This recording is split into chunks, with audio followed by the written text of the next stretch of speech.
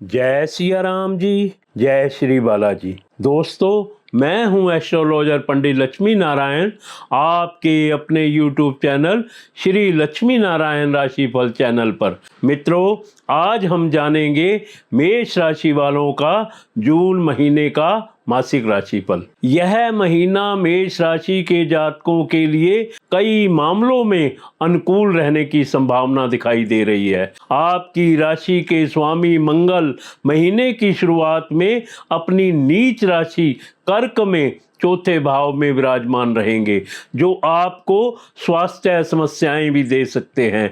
लेकिन 7 तारीख से वह आपके पंचम भाव में जाकर राजयोग बनाएंगे, जो आपको शिक्षा और धन संबंधी मामलों में सफलता प्रदान करेंगे। विद्यार्थियों के लिए इस महीने चुनौतियां आने वाली हैं, जो उनको परेशान कर सकती हैं। विवाहित जातकों के लिए महीने की शुरुआत अनुकूल रहेगी और आपके रिश्ते में प्रेम बढ़ेगा। प्रेम संबंधों के लिए महीना कमजोर रहेगा। आपको बार बार परेशानियों का सामना करना पड़ सकता है। आपके बीच गलतफहमी और झगड़े की स्थिति बन सकती है। आर्थिक रूप से कुछ खर्च लगे रहेंगे। आपकी आमदनी में अच्छी बढ़ोतरी होगी। आपका बैंक बैलेंस बढ़ेगा और इससे आप राहत की सांस ले सकते हैं। भाई बहनों का सहयोग आपको काम में मिलेगा। माता जी को स्वास्थ्य समस्याएं परेशान कर सकती हैं। पिताजी से सहयोग प्राप्त होगा। नौकरी करने वाले जातकों को भाग दौड़ का सामना करना पड़ेगा। काम के सिलसिले में लंबी यात्राएं और विदेश यात्रा का योग बन सकता है। व्यापार करने वाले जातकों के लिए भी इस महीने अच्छी सफलता की स्थिति बन सकती है। अपने स्वास्थ्य के प्रति आपको सावधानियां रखनी होंगी, क्योंकि इस महीने आपका स्वास्थ्य पीड़ित हो सकता है और आप किसी बीमारी की चपेट में आ सकते हैं। धार्मिक क्रियाकलापों में आपकी रुचि बढ़ेगी और आप छोटी छोटी तीर्थ यात्राएं कर सकते हैं। करियर के दृष्टिकोण से यह महीना मध्यम से कुछ बेहतर रहने की संभावना है। दशम भाव के स्वामी शनि महाराज पूरे महीने द्वादश भाव में विराजमान रहेंगे, जिससे कार्य क्षेत्र में भाग दौड़ बनी रहेगी। आप कार्यों में अत्यधिक व्यस्त रहेंगे, जिससे कार्य क्षेत्र में भाग दौड़ बनी रहेगी। आप कार्यों में अत्यधिक व्यस्त रहेंगे। आपके ऊपर काम का दबाव भी रहेगा, लेकिन काम के सिलसिले में एक राज्य से दूसरे राज्य या एक देश से दूसरे देश जाने का मौका मिलेगा। आपके विदेश यात्रा की संभावनाएं हो सकती हैं। छठे भाव के स्वामी बुध महाराज महीने की शुरुआत में तो सूर्य के साथ दूसरे भाव में होंगे, जिससे कार्य क्षेत्र में अच्छी सफलता और धन लाभ के योग बनेंगे। उसके बाद वह 6 तारीख को आपके तीसरे भाव में चले जाएंगे, जिससे आपको कम्युनिकेशन से अच्छा लाभ मिलेगा और नौकरी में स्थिति मजबूत होगी। उसके बाद वह 22 तारीख से आपके चतुर्थ भाव में आकर दशम भाव को देखेंगे, जिससे आप कठिन समय से बाहर निकल सकेंगे और अपनी नौकरी में स्थिति को बेहतर बना पाएंगे। सप्तम भाव पर महीने के अंत तक यानी कि 29 जून तक शुक्र महाराज सप्तमेश होकर दृष्टि डालेंगे, जो आपके व्यवसाय के लिए एक अनुकूल परिस्थिति कही जा सकती है। इसके अतिरिक्त बृहस्पति महाराज की अमृत दृष्टि भी सप्तम भाव पर होगी, जिससे व्यापार में निरंतर उन्नति के योग बनेंगे और आपके व्यापार में अच्छी स्थितियां देखने को मिलेंगी। यदि आप इस दौरान विदेशी संपर्कों का लाभ उठा सकें तो और भी बेहतर हो सकता है। मित्रों, आप चैनल को सब्सक्राइब कर दीजिए ताकि राशिफल, ज्ञान और जीवन से संबंधित वीडियो सबसे पहले आपके पास आए। लाइक करें और कमेंट्स बॉक्स में जय सिया राम जी, जय श्री बालाजी लिखें और श्री बालाजी का आशीर्वाद प्राप्त करें। यदि आपकी आर्थिक स्थिति को देखा जाए तो यह महीना आपके लिए मिले जुले परिणाम लेकर आ सकता है। अच्छी बात तो यह है कि आपको इस महीने अच्छी आमदनी प्राप्त होने के योग बन सकते हैं। हैं। द्वादश भाव में पूरे महीने शनि महाराज विराजमान रहेंगे, जो आपके खर्चों में निरंतरता को बनाए रखेंगे। इसलिए इस महीने खर्च तो लगे रहने वाले हैं, लेकिन पूरे महीने एकादश भाव में राहु महाराज विराजमान रहेंगे, जो न केवल आपकी इच्छाओं की पूर्ति करेंगे बल्कि आमदनी में भी लगातार बढ़ोतरी करते जाएंगे। व्यापार से भी आपको धन लाभ के योग बनेंगे।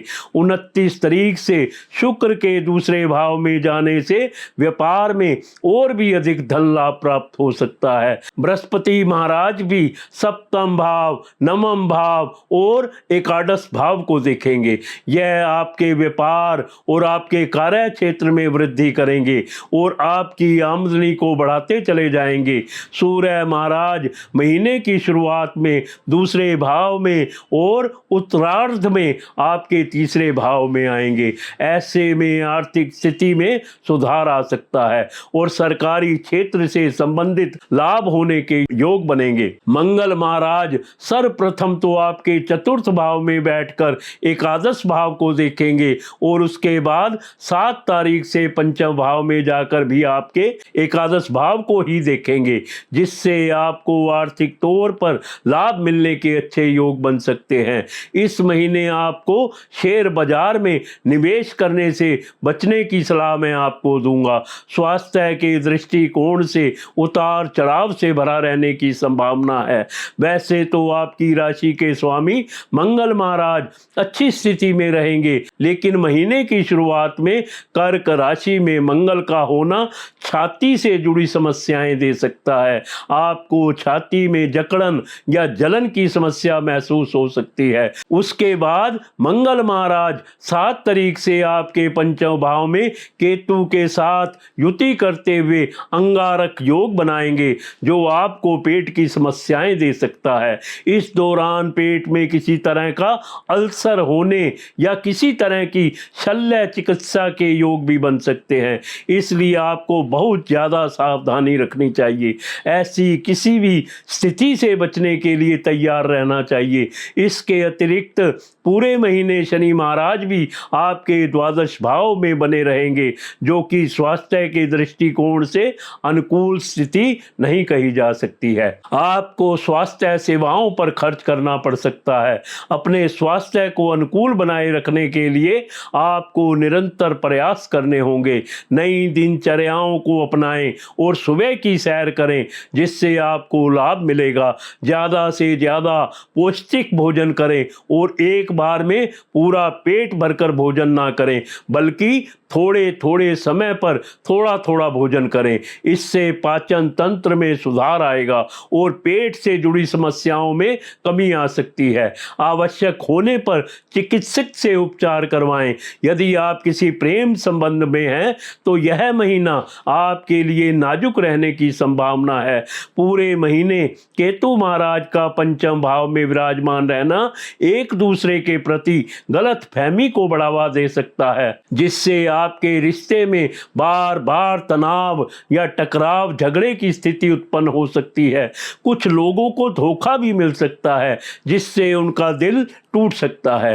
पंचम भाव के स्वामी सूर्य महाराज महीने की शुरुआत में दूसरे भाव में बुध के साथ विराजमान रहेंगे, जिससे आप अपने प्रियतम को घर के दबाव के कारण खुद से दूर करने की कोशिश कर सकते हैं। उसके बाद 15 तारीख से सूर्य महाराज तीसरे भाव में बृहस्पति देव के साथ विराजमान होंगे और यहीं पर बुध महाराज भी होंगे। इस दौरान आप अपने दोस्तों से सलाह करके अपने रिश्ते को संभालने का प्रयास करेंगे। उससे पहले ही 7 तारीख को मंगल महाराज भी पंचम भाव में केतु के साथ आकर युति करेंगे, जिससे मंगल केतु का अंगारक योग प्रेम संबंध को पूरी तरह से बिगाड़ सकता है।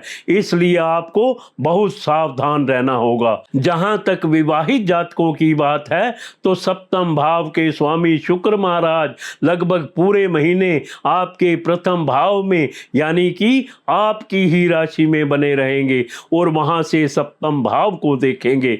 ऐसे में आपके रिश्ते में प्रेम और अपनत्व तो बढ़ेगा, रोमानियत से भरे पल भी आएंगे और रिश्ते में मधुरता बढ़ेगी तथा आप एक दूसरे का सम्मान करेंगे। 29 तारीख को शुक्र महाराज आपके दूसरे भाव में चले जाएंगे, जिससे जीवन साथी को कुछ स्वास्थ्य समस्याएं रह सकती हैं, लेकिन ससुराल के प्रति उनका प्रेम बढ़ेगा। पारिवारिक जीवन के लिए अनुकूल रहने की संभावना है, फिर भी कुछ मामलों में आपको ध्यान देना पड़ेगा। महीने की शुरुआत में मंगल महाराज अपनी नीच राशि कर्क में आपके चतुर्थ भाव में विराजमान रहेंगे, जिससे आपका माताजी से झगड़ा हो सकता है, उनसे आपकी तनातनी हो सकती है और उनका स्वास्थ्य बिगड़ सकता है। इसलिए आपको उनसे अच्छे से बातचीत करनी चाहिए। साथ ही आपको अपने रिश्ते को अच्छे से संभालना चाहिए और उनके स्वास्थ्य का ध्यान रखना चाहिए। दूसरे भाव में सूर्य और बुध एक साथ विराजमान रहेंगे।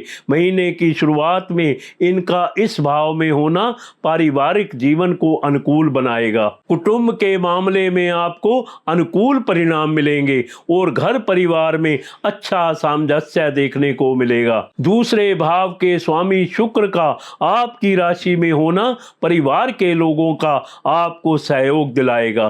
तीसरे भाव में बृहस्पति महाराज पूरे महीने विराजमान रहेंगे, जिससे आपको भाई बहनों का सहयोग मिलेगा। उनके लिए भी यह महीना अनुकूल रहेगा और उनके काम बनेंगे। उनकी प्रगति से आपको प्रसन्नता होगी। 6 तारीख से बुध अपनी ही राशि के तीसरे भाव में बृहस्पति के साथ आ जाएंगे, जिससे भाई बहनों के रिश्ते में अनुकूलता आएगी और घर में खुशी महसूस होगी। 7 तारीख से मंगल महाराज चौथे भाव से निकलकर पंचम भाव में आ जाएंगे, जिससे संतान को लेकर कुछ समस्याएं हो सकती हैं, लेकिन माताजी के स्वास्थ्य में सुधार होगा और घर परिवार की स्थिति अनुकूल रहेगी। पिताजी से आपके संबंध भी मधुर बनेंगे और उनके सहयोग से धन लाभ प्राप्त हो सकता है और व्यापार में उन्नति होगी। अब मैं बड़े ही आसान से कुछ उपाय बताऊंगा, जिन्हें करके आप ग्रहों को प्रसन्न कर सकते हैं। कार्यस्थल या दुकान पर अंदर जाने से पहले अपना दाहिना हाथ जमीन पर लगाएं और उसके बाद मस्तक या हृदय पर लगाएं। ऐसा करने से आपको असीम लाभ प्राप्त होगा। व्यापार व कारोबार में वृद्धि के लिए लक्ष्मी नारायण के मंदिर में हर शुक्रवार गुड़ चना बांटें। मंदिर में लक्ष्मी मां की प्रतिमा के समक्ष खुशबूदार अगरबत्ती जलाएं और प्रार्थना करें। साथियों, अगर आप कुंडली दिखाना चाहते हैं या मुझसे बात करना चाहते हैं तो आपके फोन स्क्रीन पर नंबर दिए गए हैं, आप मुझसे संपर्क कर सकते हैं। साथियों, आप वीडियो को अपने मित्रों और सगे संबंधियों के साथ जरूर शेयर करें। इसके साथ ही मैं अपनी वाणी को विराम देता हूं। कल फिर मिलेंगे अगली वीडियो में। जय सिया राम जी, जय श्री बालाजी।